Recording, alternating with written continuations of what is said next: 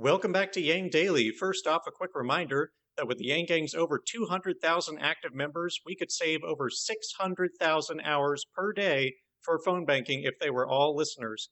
Every day counts. This is why I started the podcast, but I need your help spreading it. The faster, the better. I apologize if I missed anything today and for being very late. Had a local Yang hang. Let's get to the news. Hashtag YangMoneyBomb did serious work yesterday. While we did come up short of the $3 million goal, we went from about 1 million to about 2.4 million in a single day. While it would have been awesome to make the goal, I'm satisfied with the surge, and it's already being reported on as we had hoped. Julia Jester of NBC News tweeted that the campaign raised $6.7 million in January alone and 1.2 million on the last day. For perspective, if we continued that for a full quarter, we'd have $20 million. So any worries about fundraising slowing down are unfounded. The Yang Gang only know one direction, and that's forward.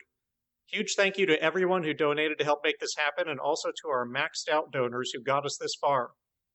Today's phone banking shout out goes to everyone who's contributed to make today the best day of phone banking by a landslide. We already passed our previous record in the early afternoon Eastern Time, so thank you to everyone who's helping to push us that last mile. The whole country owes you a great debt of gratitude. No events or policy or leaderboards today due to time. As always, check your local events daily at yang2020.com/events. The DNC, in a startlingly bold-faced move, has drastically changed the debate requirements for the Nevada debate. Despite steadfastly refusing to drop donor requirements when it was requested by Cory Booker, saying it would be unfair, they have now done exactly that in order to get Bloomberg onto the debate stage. They refused to sponsor new polls or change the polling requirements when Yang was barred by no new polls being released before the debate, but no problem completely removing the donor requirements for Bloomberg. If anyone still wondered whether the DNC plays favorites, good luck explaining this. Furthermore, they have doubled the polling requirements. Candidates will need to earn at least 10% in 4 polls released from January 15th to February 18th, or 12% in 2 polls conducted in Nevada or South Carolina in order to participate in the February 19th debate in Las Vegas. Any candidate who earns at least 1 delegate to the national convention in either Iowa or New Hampshire will also qualify. So the DNC is now telling us that polling, which has all sorts of biases baked in, and counts completely uncommitted people who poll for the last person whose name they heard, that is a better measurement of support than unique donors, i.e. people who are committed enough to a candidate to give them money. Never mind the fact that polling has misled us drastically in the past, and that a vast array of our past presidents were polling far behind leading into the start of voting. But who cares that it's historically proven to be a terribly misleading measure? The DNC certainly doesn't. And they're also telling us we need to whittle down the field, except in the case of Bloomberg, where we should change the rules to add him to the stage. I can't handle this. Moving on. On a lighter note, but not really lighter note, the New York Post produced an article on Yang's tweet from yesterday of, quote, "We should lead the world in a global ban on lethal autonomous weapon systems. Only humans should be making life or death decisions." End quote.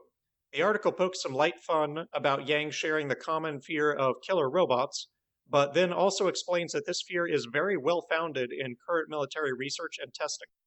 It also notes that Yang is the only candidate giving any attention at all to the enormously impactful issue of artificial intelligence. We got a new ad from the campaign today featuring Dave Chappelle. It's a very casual affair, opening with them pretending to be Chris Tucker and Jackie Chan from Rush Hour. They ask people to caucus for Yang, humorously remind people how much money is riding on it, and then call Chris Tucker, who implores Chappelle to stop impersonating him. It's amusing, it's cheap, it's real, it's how I wish more Yang commercials were. We also got a bonus video for YouTube, which is a sort of montage of Yang's campaign as it progresses from its extremely humble beginnings to now. It's pretty inspiring, and I suggest you check it out. It's on Andrew Yang for President on YouTube. Mayor of Mountain View, California, Margaret Abe Koga, endorsed Yang today, saying, quote, "I support Andrew Yang because he has a clear, bold, and innovative vision for the future. His thoughtful and creative solutions for our nation's big issues have inspired a wide array of people, especially our younger generations, with hope. I'm proud to endorse Andrew Yang for President of the United States." End quote. Thank you, Margaret. Professor of Entrepreneurship David Hansen also endorsed Yang today, saying, quote, "I fully believe that entrepreneurship is a good way of addressing poverty and other economic inequalities. Thank you, Yang, for bringing this to our national attention." End quote. I assume he's referring to helping the poor to start their own businesses and shore up existing small businesses with UBI. Welcome aboard, David. Insiders put out an article following up on their undecided Iowans focus group. What stuck out to me was when the candidates listed their choice by issue, it was very clear that people are unaware of Yang's strength in climate change, education, and foreign policy, as none of them listed him in those categories. People still think of Yang as a one-issue candidate, and that is something we must change. Yang's climate change policy is at least as comprehensive as anyone else's and arguably more practical. People still don't understand that UBI is the best thing that could ever happen to education, as 2/3 of a child's academic outcome is determined by conditions at home, not in school. They still don't know about his policies on raising teacher pay, moving away from standardized testing, adding more life skills classes to primary education, and so on. Yang's policies on promoting trade school instead of just college, bringing down the costs of tuition rather than subsidizing them further with tax dollars, and creating generous payment plans that tie school and student incentives together rather than just paying them off wholly with tax dollars, give him the most practical plans for higher education. On foreign policy, voters need to know that Yang wants to return the authority of declaring war to Congress, that he signed the pledge to end the forever wars, that he's the only candidate with a detailed policy on the conditions required for him to consider military action, that he's the only one talking about the threats of AI, cyber warfare, safeguards on launching nukes, a world data organization to prevent China from monopolizing data networks, and to regulate the development of AI. I could go on, but let's get to the focus group. They were asked for impressions on each candidate. The others got pretty bland descriptions, such as Biden being labeled as teachable and mentally off, or Warren as passionate, jittery, and insincere. Bernie was pretty good with inspirational and passionate, though it was noted that his passion is sometimes a negative as well. Klobuchar got dull, drab, and boring. Pete got saccharine and privileged. What did they have to say about Yang? Quote, "wicked smart, personable, fresh, and genuine," end quote. Now that's a win. Honestly, I pretty much agree across the board, and this reflects why Yang is leading in net favorability among all voters. The interviewees also said that the most important issue was electability. The most crucial thing we can do is clue people into the fact that all electability data is pointing to Andrew Yang, because people simply do not know this, due to mainstream media misleading the public to an almost criminal degree. The Root released a new Black Power ranking where they interviewed specifically low-information Black voters, as low information happens to be the largest voting bloc, to try and get a sense of who they prefer. The winner? Our very own Andrew Yang, who they say has surged enormously. Why? Quote, "Voters found him funny, sincere, and many were willing to give him another look because of high-profile endorsements from Donald Glover and Dave Chappelle," end quote. And this, despite the author saying that 45% of the population still don't even know who Andrew Yang is. When half the people don't know you, and you still win first place in a popularity contest, that's saying something. Second was Biden, third went to Warren, fourth to Bernie, and fifth to Steyer. Klobuchar and Pete brought up the rear at 9th and 10th, trailing even Michael Bennet and Deval Patrick. Joe Rogan's supposed endorsement of Bernie Sanders has been making a big stir recently, so I wanted to highlight his interview from yesterday, where he addressed it. In response to his guest bringing up the endorsement, Joe says, quote, "I had no idea they," being Bernie's campaign, "were going to do that. All I said is I'm probably going to vote for him. I love him, I love Tulsi, I love Andrew Yang," end quote. He then went on to say that anyone taking their political lead from him is an idiot because he has no idea what's required to run the country. He just likes that Bernie's been consistent.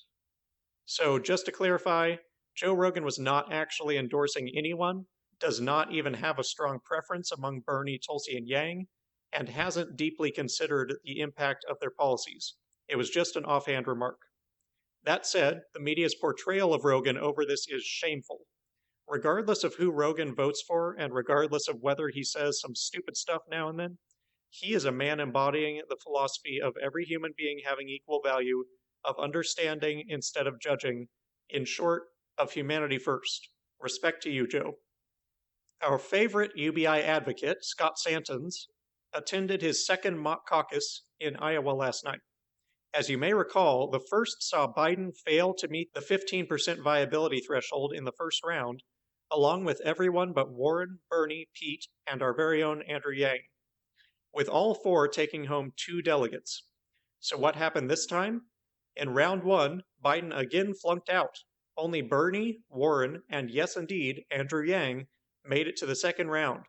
While Bernie came out of the first round far ahead at 72, and Yang far behind at 34, the second round saw the leftovers from non-viable candidates flock somewhat to Warren, but most of all to Yang, and almost none went to Bernie, putting the final tallies at Bernie 75, Warren 70, Yang 51, awarding 4, 3, and 2 delegates respectively. The delegates didn't come out as favorably as the first mock caucus, but the finalists are consistent, minus Pete. It looks likely that this will be a race between Bernie, Warren, and Yang, interestingly the 3 I would label as progressives. I hadn't even dared hope that Biden would be this far behind the pack, but I'm super chuffed to see it. Also, bear in mind that Yang is already getting over 2/3 as many votes as the leader. Now imagine what it will be in later states after people see these results, take Yang seriously, and all those people who still don't have a clue about him start getting to know this immensely likable candidate. Then, imagine we make them aware of his electability as well. Guys, this is winnable. Let it sink in. We can win. Today's Yang Daily 10 task is to help with phone banking to Iowa to make sure that all Yang Gang there are ready and willing to caucus. You just ask the person if Yang is their top pick. If he is, make sure they are going to caucus for him and have all the information for their area, which you can easily provide with the top links in the volunteer section of the podcast links, or on the YangDaily10.com's daily task page. It's imperative that we make sure all our supporters step up to the plate and make history Monday night. And that's our Yang News for today. Check your local events, help prepare Iowa Yang Gang for caucus night on the phones, and get on those volunteer leaderboards. As always, please share this podcast so we can save as much time as possible for volunteering, and don't forget to Yang Daily.